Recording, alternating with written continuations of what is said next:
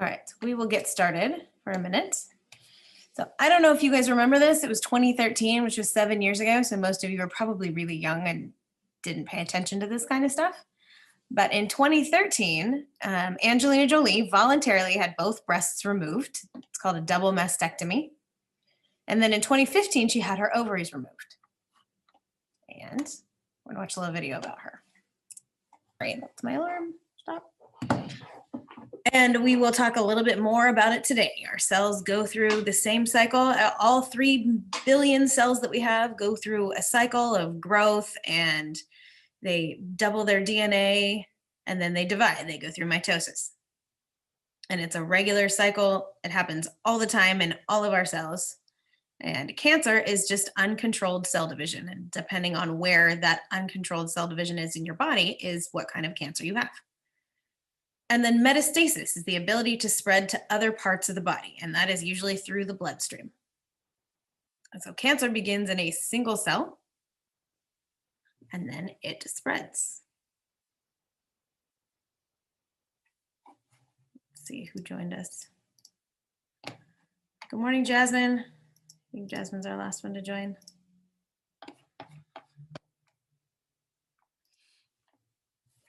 So 1 in 3, or 33% of people, will be diagnosed with some type of cancer in their lifetime. Out of the 33%, 1 in 4 will die. And each year, more than 1.5 million new cases of cancer are identified in the United States. So that's not the ongoing cases or the recurring cases, those are new cases. So in that table, it's estimated new cases of selected cancers in the United States. That's in 2012. So all sites, breast cancer is pretty high. Skin cancer, you can see over 1 million people were diagnosed with new cases of skin cancer in 2012. That's a lot. And skin cancer is highly preventable.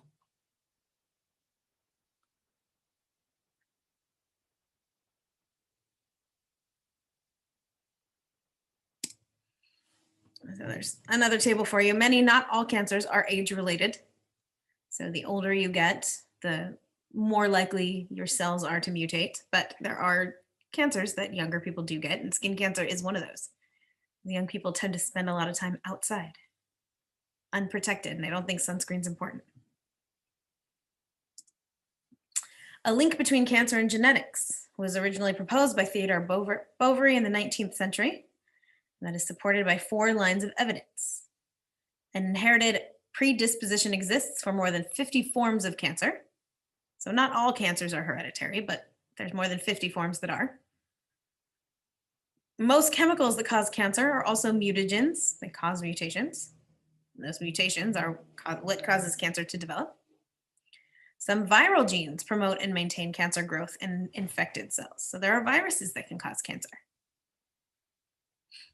And specific chromosomal changes are associated with certain forms of cancers, especially leukemia. Leukemia has specific chromosomes, and there are actually quite a few of them that can be mutated to cause leukemia.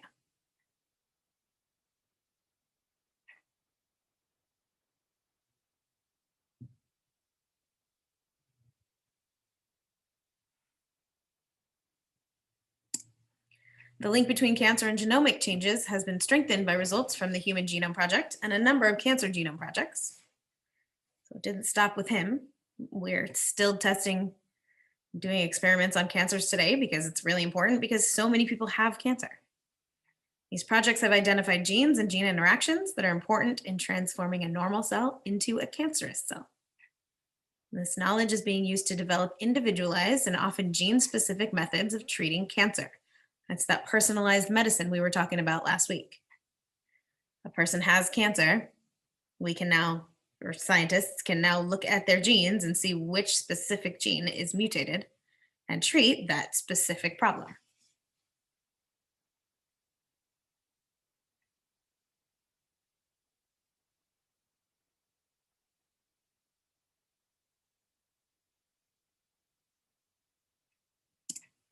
Mutation is a universal feature of all cancers, like we said.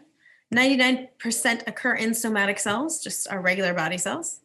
But that 1% occurs in germ cells, our eggs and sperm.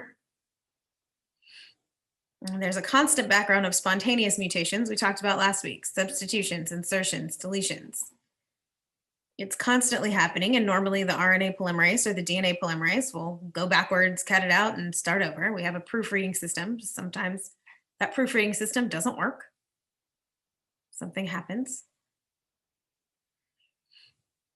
And then on top of that, the environment, we're exposed to UV light, different chemicals, viruses. And then our behavior, what we eat. Smoking is a huge cause of cancer. We know that. It can also play a significant role in cancer risks by increasing the rate of mutation.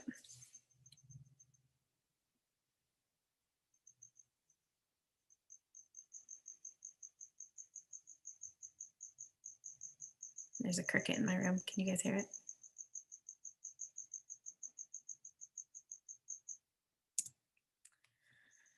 So it starts as a single cell, develops in several steps. Cancer cells are clonal descendants from a single mutant cell. Clones are the exact same copy. So that one single mutant cell splits. Once it splits, there are two clones of that same cell. And then it splits again, and then you have 4. And then it splits again, and then you have 8. So a cell becomes cancerous after it accumulates specific mutations over a period of time. Sometimes it's just one mutation, sometimes it's multiple mutations on top of each other. Cancer cells escape control of the cell cycle and divide continuously.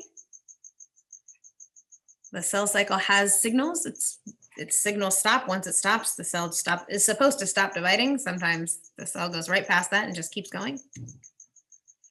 And mutations continue to accumulate. It may cause the cancer to become more aggressive over time. Cancer cells are invasive and can infiltrate surrounding tissues. That's what metastasis is.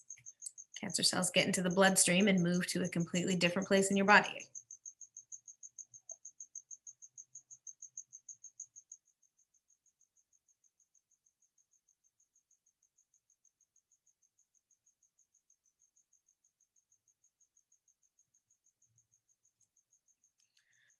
Metastasis, there's just a general process. Cancer cells break away from their original tissue. The metastatizing cells become attached to the wall of a blood vessel or lymph vessel. They secrete digestive enzymes to create an opening. So they basically burn an opening into one of your vessels, get into your bloodstream or your lymph. Those are the two fluids that flow freely around your body. And then cancer cells creep or tumble along inside blood vessels, leave the bloodstream the same way they got in, and then start new tumors in new tissues.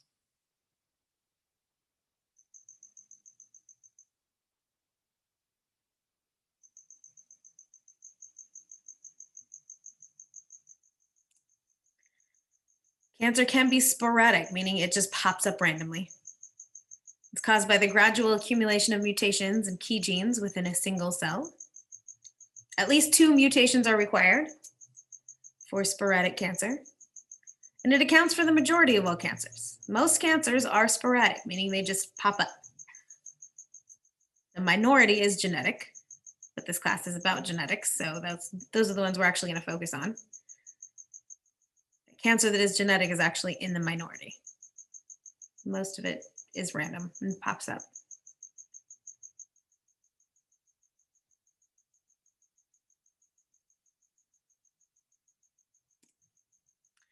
So cancer can also be inherited. In certain families, some members inherit a mutant allele that causes a predisposition to cancer.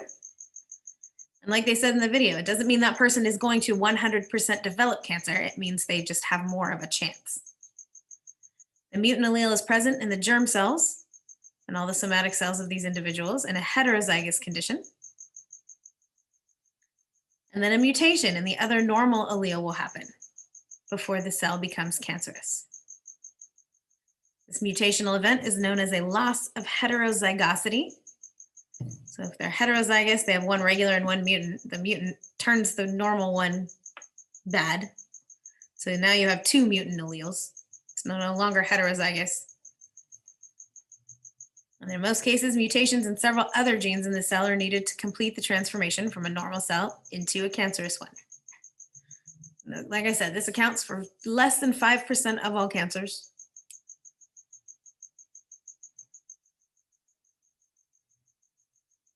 But it's always interesting to study the cancers that are inherited in families.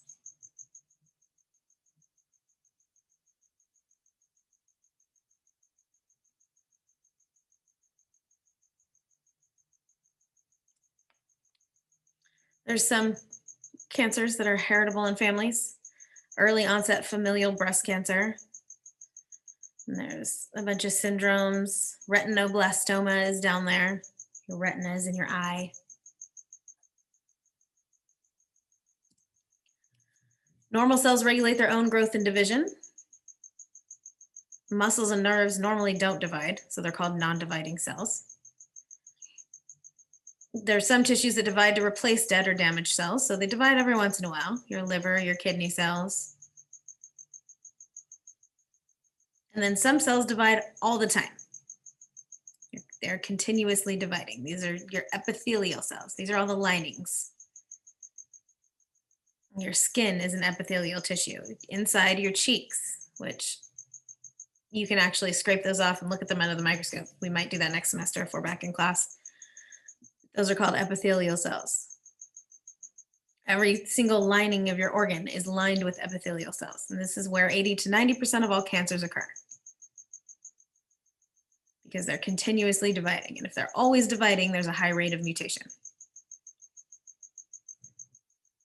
Cancer cells carry mutant alleles of genes involved in the cell cycle regulation or signal transduction.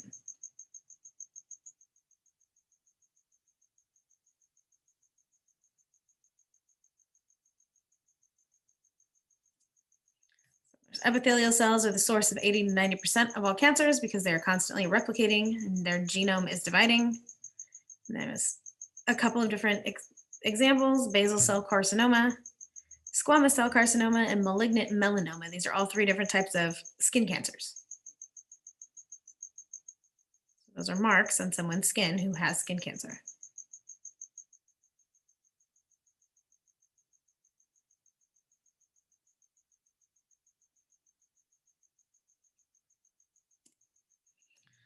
There's the cell cycle. This should be reviewed. We've gone over this before, but there's checkpoints. So you have interphase is all of this, I don't know, pinkish, tannish color, whatever color this is.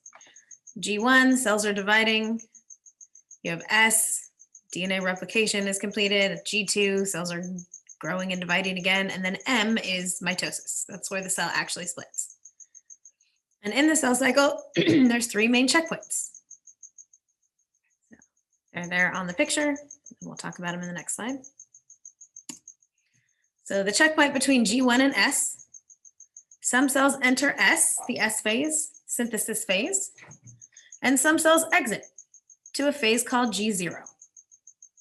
Cells in G0 only re-enter the cell cycle after receiving external signals to divide.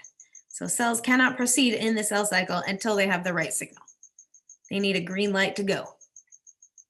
This is called signal transduction. Just means you get a signal, you get to go. And there's a checkpoint between G2 and M, ensures the DNA has been replicated accurately and any DNA damage is repaired. That's your checkpoint number 2. And then checkpoint number 3 is during mitosis, during the M phase.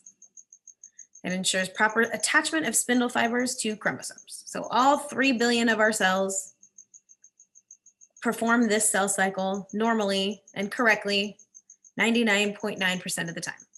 Our cells do this for us.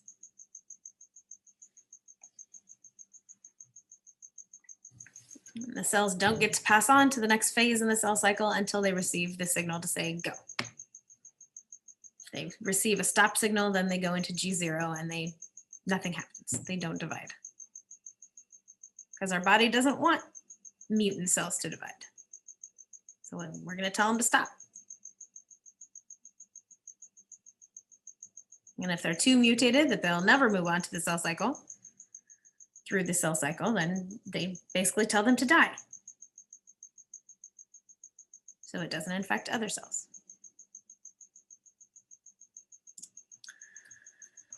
So cell cycle regulatory genes are involved in cancer. One is called a tumor suppressor gene. To suppress means to stop. So when tumors start to form, we want them to stop. We don't want them to keep going. So tumor suppressor genes turn off or decrease the rate of cell division, so a tumor does not form. It's normally active at the G1 or the G2M checkpoint.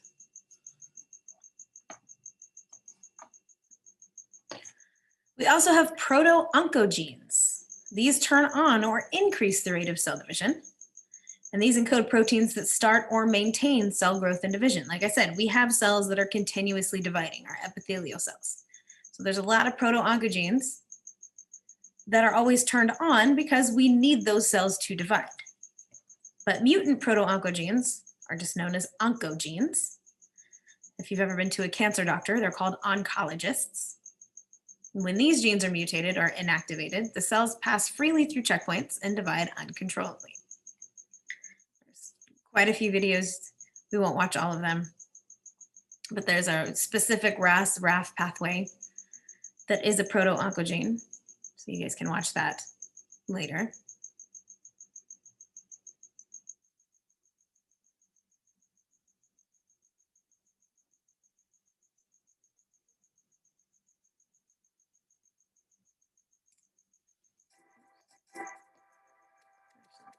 Not right now. There we go. And mutant alleles impair DNA repair system and genome stability. So the inability of cancer cells to repair their damaged DNA leads to high rates of mutation, chromosomal abnormalities, genomic instability.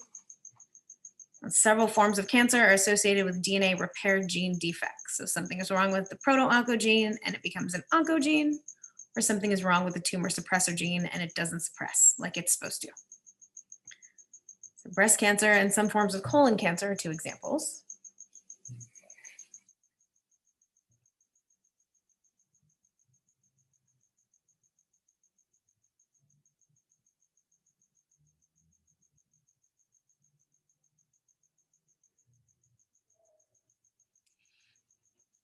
Mutations in the BRCA1 and BRCA2 genes. Those are one of the genes that Angelina Jolie had that was mutated.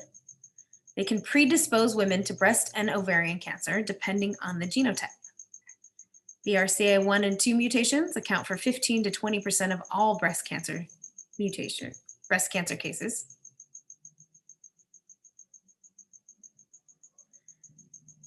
You can see BRCA2 is on chromosome number 13. And then BRCA1 is on chromosome number 17. Something is wrong with those specific chromosomes.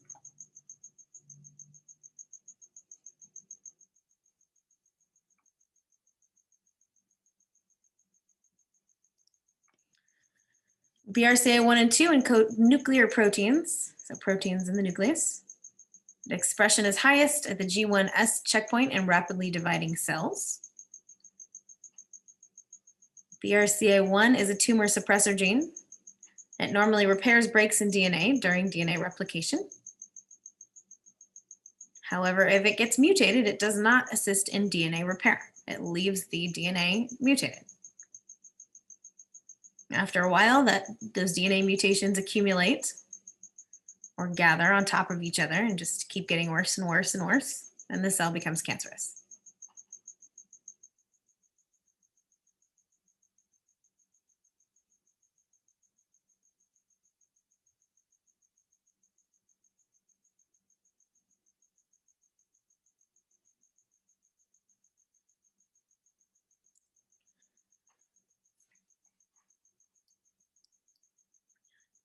Colon cancer is a model for the development of cancer. Scientists have studied colon cancer a lot to see. It's a model. A model disease means it's easy to study and easy to apply the results to other cases. So it's one of the most common cancers in the US and worldwide. If you don't know what your colon is, that's why I put the picture there. It's your large intestine. And your large intestine kind of forms a square, almost a square around your small intestines. And there's different portions of your large intestine. The whole thing is known as your colon. There are genetic factors. Several mutations in a normal cell are required to initiate colon cancer. Because it's not just one mutation, it's mutation after mutation after mutation piled on top of each other. And identifying the number and order of mutations helps scientists understand how any normal cell becomes cancerous. Because if there's steps, step one is one cell gets mutated. They have to figure out what leads up to that mutation, what kind of mutations, what kind of chromosome, which specific chromosomes.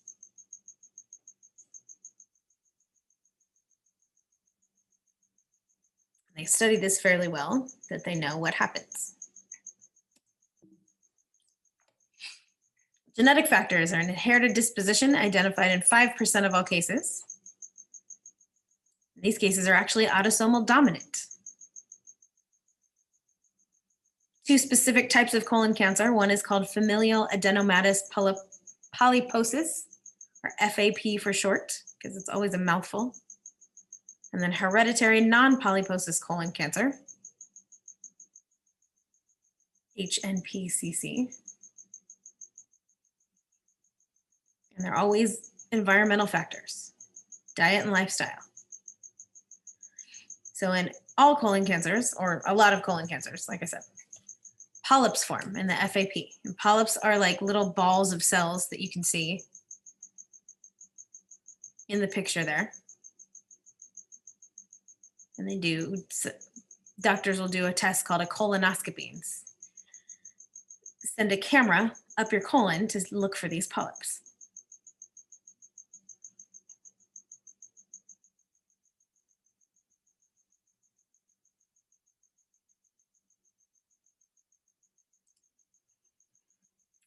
FAP accounts for 1% of all colon cancer cases, but there is a pretty specific pathway that scientists have discovered. An accumulation of 5 to 7 mutations in a single cell. There could be fewer mutations, but that would result in a benign or intermediate malignant growth. It wouldn't grow as fast or as severe. So on top of those 5 to 7 mutations, it also has to happen in a specific sequence, meaning that both the number and the order of mutations are important in tumor formation.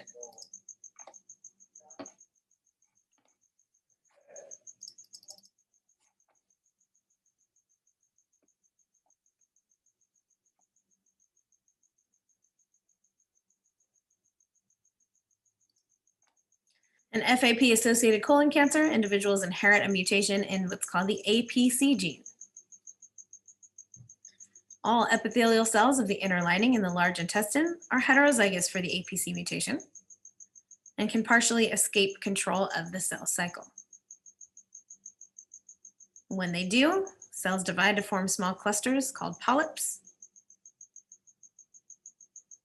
Heterozygotes carry a mutant copy of APC in all their cells, and as a result, they develop hundreds or thousands of polyps in the colon or rectum.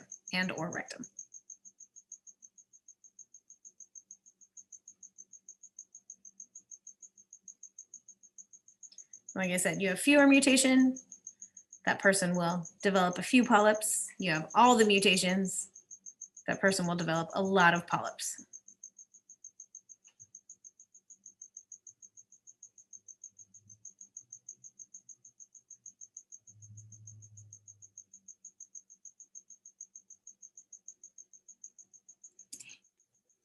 However, a single APC mutation is not enough to cause cancer. It's only the first step. In the second step, the mutation of one copy of the KRAS proto-oncogene in a polyp cell transforms the polyp into an adenoma, a larger non-cancerous tumor. So polyps themselves aren't necessarily cancerous, but they can get there if more mutations accumulate and pile up.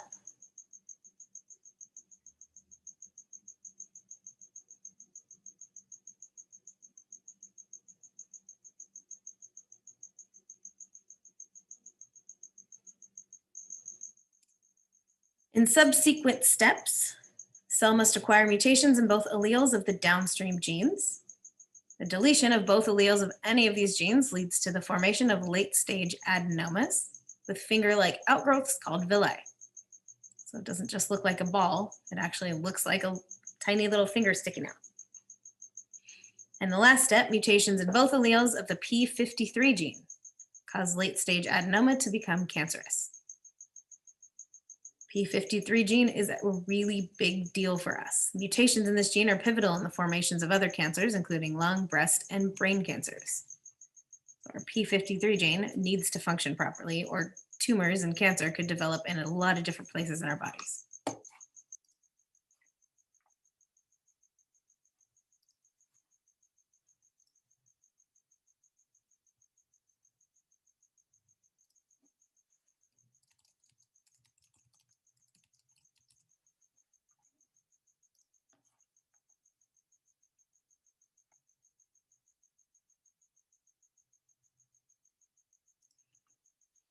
HNPCC, the other form that we talked about of colon cancer, its mutation is in a DNA repair gene.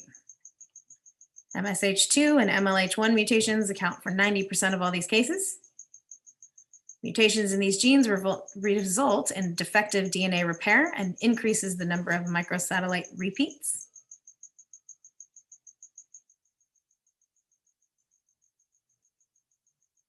These mutations occur slowly, not as quickly as FAP.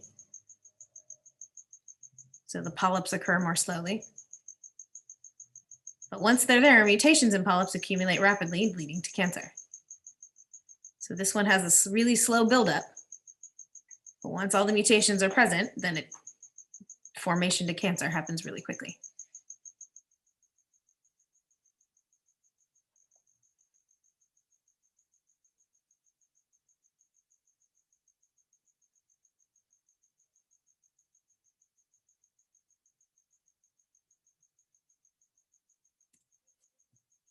Hybrid genes in cancer. Changes in the number and structure of chromosomes is common in cancer cells. These could include translocations, deletions, chromosome loss, aneuploidy, duplications, amplification of certain genes. We've gone over a lot of these in previous chapters. We're going to talk about a specific translocation.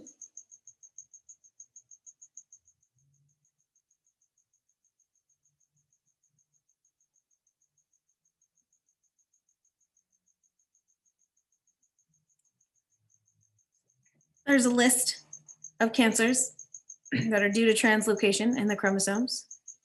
A lot of leukemias, you can see, leukemias and lymphomas.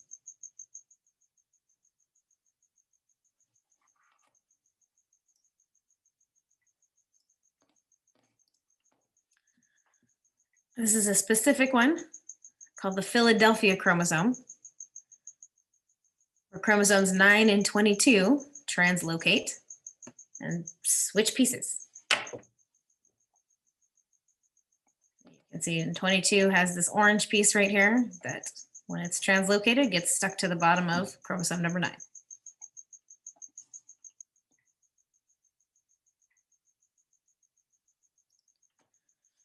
Cancer is a genomic disease generated by the accumulation of a number of specific mutations in one of our DNA repair genes, either tumor suppressor genes or proto-oncogenes. Using strategies that include family studies, DNA sequencing, and genome-wide association studies, researchers are identifying the mutations and genetic modifications in cancer cells with the goal of cataloging all the mutations present in cancers. Once scientists know where all the mutations are in cancers, they can come up with better treatments. Hope that the knowledge will open the way to the development of new diagnostic tools and drugs for treatment. He said that's that personalized medicine that we talked about last week. Scientists can figure out your specific genome if you ever get cancer and treat the specific chromosomes that are malfunctioning.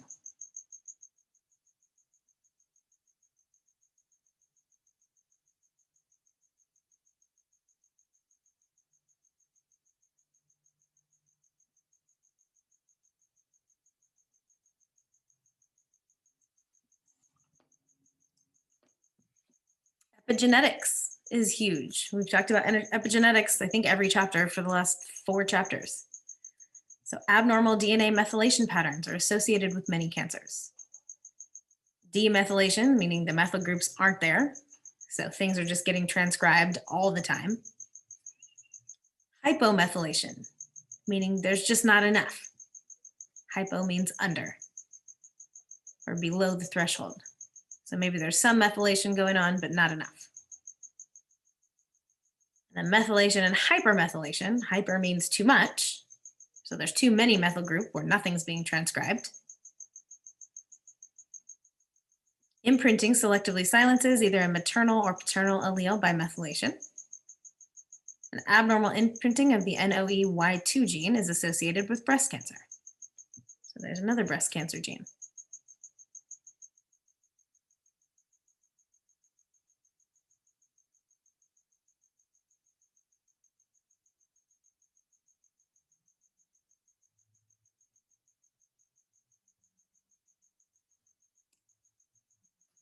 Targeted therapies, or a cancer called CML. Cancer therapy has traditionally used radiation and chemicals to target and kill all rapidly dividing cells. And although cancer cells are dividing rapidly, so are other cells in the body, including those in bone marrow, which make red blood cells, the intestines, replacing worn away cells, and many other tissues. And all these cells are destroyed or damaged along with cancer cells during radiation or chemotherapy, often with serious side effects for the patients. So that's why a lot of cancer patients lose their hair, because your hair follicles are rapidly dividing cells.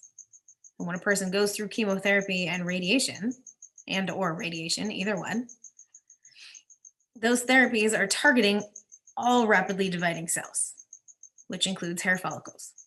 That's the first thing to go.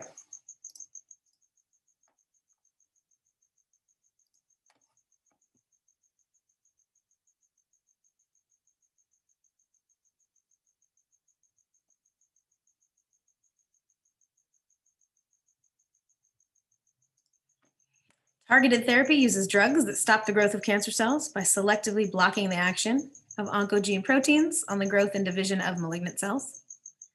And these are all different videos about targeted therapy. And your Ed puzzle this week is going to be about targeted therapy. This approach targets only cancer cells rather than all of the dividing cells in the body. So in this case, people would get to keep their hair. Targeted therapy uses two types of drugs, small molecules directed at specific cancers. They're already using this. One is called Gleevec for CML. Targeted therapy also uses monoclonal antibodies that bind to cancer cells, stop growth, and then mark these cells for destruction by the body's immune system. And that medication is called Herceptin for breast cancer.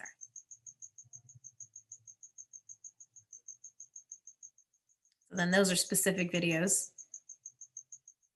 Those links will lead you to specific videos about those different drugs. So the scientists are already using targeted therapies in the hope that they can just target the cancer cells and not all of the cells of the body.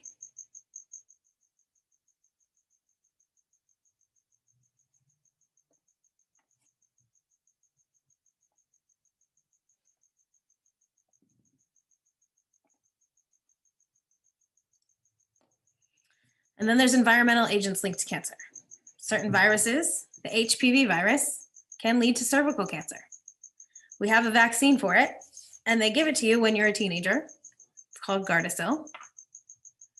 The herpes virus and the Epstein-Barr virus are two others that lead to other types of cancer.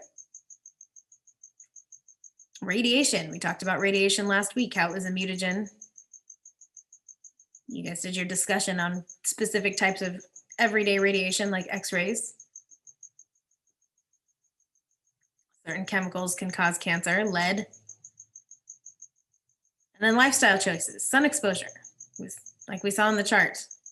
In 2012, there were over 1 million new cases of skin cancer.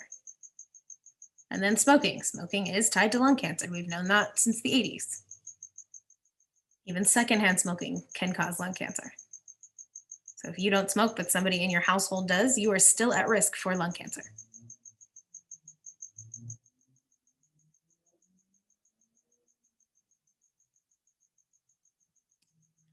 The American Cancer Society estimates that 85% of lung cancer cases in men and 75% of cases in women are related to smoking.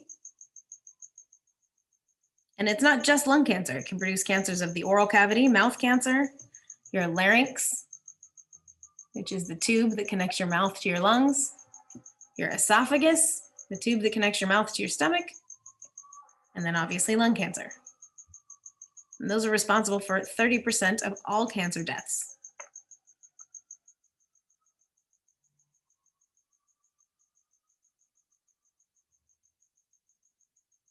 And I should have put a picture. I always like to put a picture of healthy lungs versus a smoker's lungs, and it's really gross. So if you want to look that up, you can.